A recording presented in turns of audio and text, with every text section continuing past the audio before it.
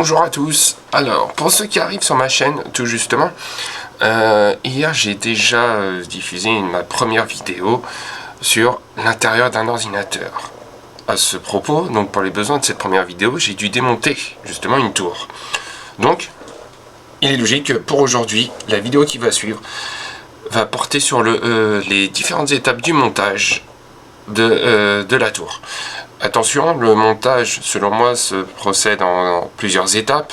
Il faut être méthodique, organisé, et le plus important, avoir vraiment tout autour de soi pour travailler proprement, sans s'éparpiller dans tous les sens. C'est donc ce que je vais vous montrer au fur et à mesure des quelques étapes qui vont suivre. Je vais essayer d'être le plus clair, le plus concis, et faire en sorte que chacun d'entre vous puissiez comprendre, même le plus débutant dans la matière. Je vous retrouve tout de suite. Suivez-moi. La première étape étant réalisée, celle de l'assemblage de la carte mère. Nous allons passer à la pose de notre bloc d'alimentation. Comme vous voyez, nous avons là un emplacement pour le bloc et notre bloc est ici. Je vais donc procéder à l'assemblage. Parce que si nous ne mettrons pas le bloc d'alimentation, ce qui paraît logique, rien ne fonctionnera. Je vous retrouverai tout de suite. Pour visser mon alimentation, voici ce dont j'ai besoin. Un tournevis cruciforme, les 4 vis. Et donc notre alimentation. Première étape pour fixer notre alimentation. On commence donc par présenter l'alimentation dans son emplacement. Comme ceci. C'est très simple. Hein. Donc vous voyez, attention à ne pas se tromper de sens. Le ventilo d'alimentation doit être dirigé donc vers la carte mère. Si on met le ventilo dans l'autre sens, on va étouffer donc notre alimentation. C'est pas l'objectif. On présente gentiment et on glisse tout simplement. Voilà, on a rapproché notre bloc d'alim comme ceci. Il faut donc travailler avec les deux mains. Donc, vous voyez, on va faire coïncider les trous des vis avec les trous qui sont percés dans le boîtier. Je vous retrouve tout de suite, car pour cette opération-là, j'ai donc besoin de mes deux mains. J'ai donc présenté les vis à leur emplacement. Je vais donc procéder au vissage. Attention, je procède toujours au vissage en quinconce. Donc, autrement dit, en croix. Comme ceci. Maintenant, je peux travailler d'une main, car elles sont toutes présentées. Je n'aurai donc normalement pas de difficulté particulière. Voilà.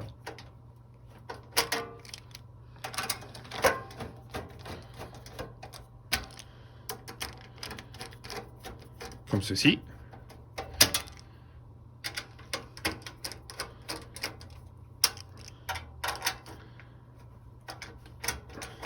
Et voilà. Notre alimentation est fixée. Nous allons pouvoir passer à l'étape suivante. Poser la carte mère dans le boîtier. Attention, on n'oublie pas cet emplacement-là qui est prévu pour ceci. Il m'arrive effectivement de ne pas la mettre des fois. Là, on va la mettre, c'est plus esthétique. Je ne vous le cache pas. On se retrouve dans l'étape suivante. Poser donc la carte mère dans son boîtier. Pour ce faire, nous allons d'abord dégager tous les fils qui traînent à l'intérieur. Donc, les fils de l'alimentation.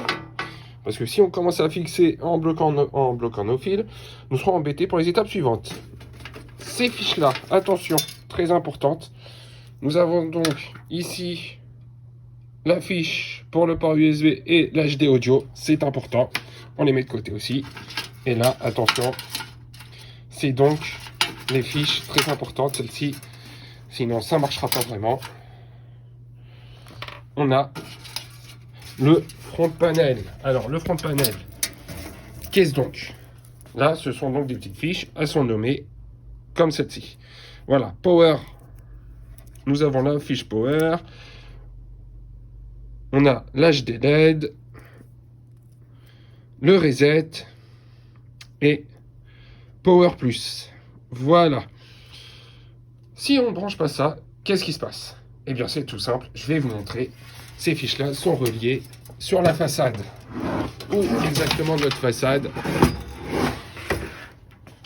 Ce bouton-là, on allume la tour.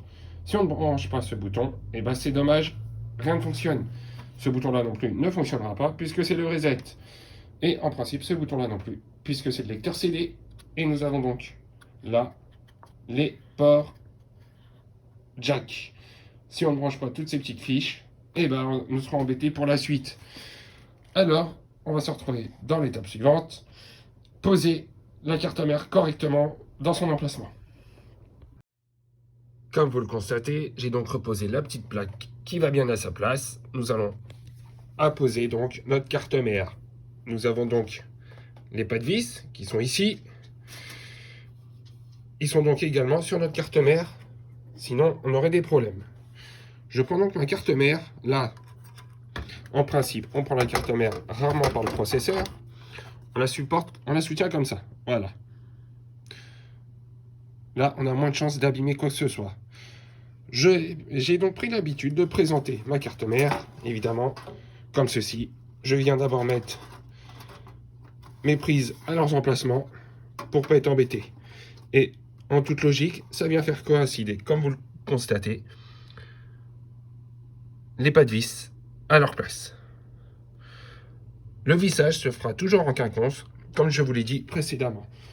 On se retrouvera à l'étape suivante. J'ai donc vissé. Comme vous pouvez le voir, nos vis, elles apparaissent bien ici. Ici, ici, ici, ici et ici.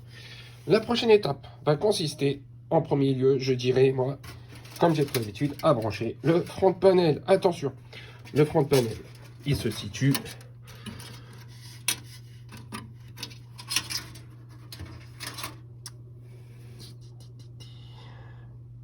ici. Le front panel s'appellera souvent, dans la plupart des cas, JFP1. Et comme vous pouvez le constater, son schéma est ici. On ne peut théoriquement pas se tromper dans l'ordre du montage. Quand ça n'apparaît pas sur la carte mère, je vous invite donc à imprimer le PDF du manuel du constructeur de votre carte mère. Attention, ça prend une trentaine, voire quarantaine de pages, mais le schéma est forcément quelque part dans le manuel. Mais en principe, nous n'en avons pas besoin car, comme vous pouvez le constater, tout est affiché là. Donc, nous avons des petites fiches, comme celle-ci. Je vous conseille donc de faire preuve de grande patience et d'une excellente dextérité.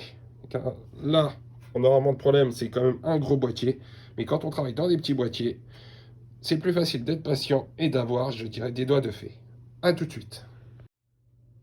À présent, le front panel est branché. Nous allons passer à l'étape suivante. Fixer notre disque dur et, dans le cas échéant, pourquoi pas un lecteur CD, un autre lecteur graveur ou d'autres disques durs. Tout dépend de ce que on veut y mettre à l'intérieur de ce boîtier. Donc, pour ce faire, je récupère donc mon disque dur. Que voici. Notre disque dur, il se présente ainsi. Sur le côté, nous avons des vis de chaque côté. Alors des fois, nous avons des systèmes pour des racks. Là, nous n'en avons pas, on va donc le visser. Attention, quand vous vissez, pensez bien dans quel sens vous le vissez pour pouvoir brancher facilement derrière nos fiches SATA. Pour le fixer, notre disque dur, c'est très simple. Nous venons le présenter comme ceci. Il y a des emplacements prévus pour disque. Et voilà, regardez. Hop, il n'y a plus qu'à le glisser. Et voilà. Tiens, voilà, nous avons fait coïncider les trous avec l'emplacement. Je vais donc vous retrouver à l'étape suivante, le branchement des fiches SATA et de notre alimentation. Je viens de brancher donc la prise HD audio et la prise USB, parce que sans ça, on va être embêté, on n'aura pas de port USB opérationnel. Là, je vais donc brancher la fiche SATA. Donc, une fiche SATA, petite précision. Il y a un détrompeur, comme vous pouvez le constater, ce qui veut dire qu'on ne peut pas se tromper, comme le nom l'indique, détrompeur. Alors, on fait bien attention dans quel sens on la met. Là, donc, il y a le détrompeur qui est reproduit ici, sur un des bords. Donc, je branche. Ah, voilà. Je branche comme ceci. Et donc, sur le disque dur, de la même manière, on peut bien voir qu'il y a un détrompeur. On fait bien attention. comment est-ce qu'on présente notre fiche. Comme ceci. Et voilà. La fiche SATA, pour passer donc, pour permettre la lecture du disque, est branchée. J'ai donc branché également notre alimentation de carte mère et l'alimentation du CPU. Il ne reste plus qu'à brancher une prise. Pas très compliqué, donc ça on laisse de côté, c'est pas gênant. On va brancher la fiche SATA du disque dur. Donc toujours pareil, on ne se trompe pas. Notre détrompeur, on le prend comme il faut.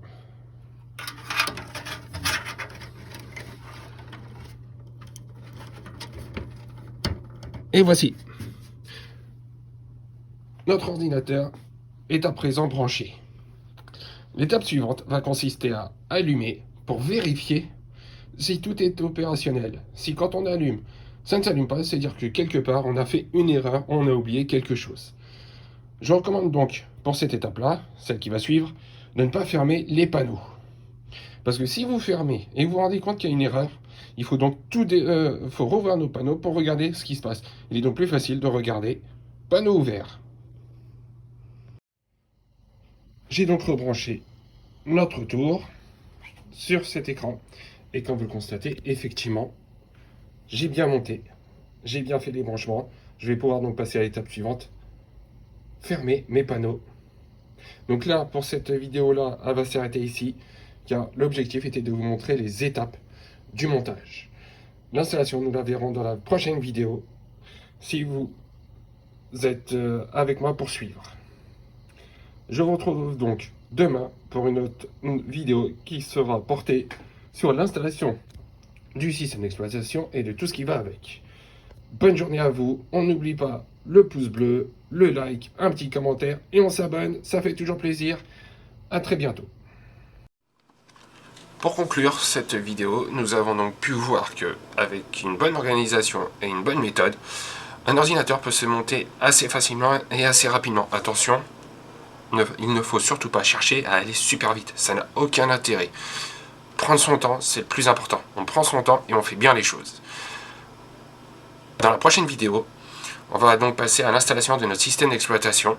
Ça peut être Linux, ça peut être Windows 10, peu importe. Là, en l'occurrence, ça sera Windows 10. Je travaille beaucoup avec. Et on verra que seul le système d'exploitation ne suffit pas. Il y a toute une suite de logiciels derrière et pas mal de choses à faire pour que l'ordinateur soit prêt à l'utilisation. En attendant, je vous invite donc à commenter, à me laisser un pouce bleu et éventuellement vous abonner à ma chaîne. Et je rajouterai du contenu très régulièrement. Je vous remercie de votre fidélité et à la prochaine. Au revoir.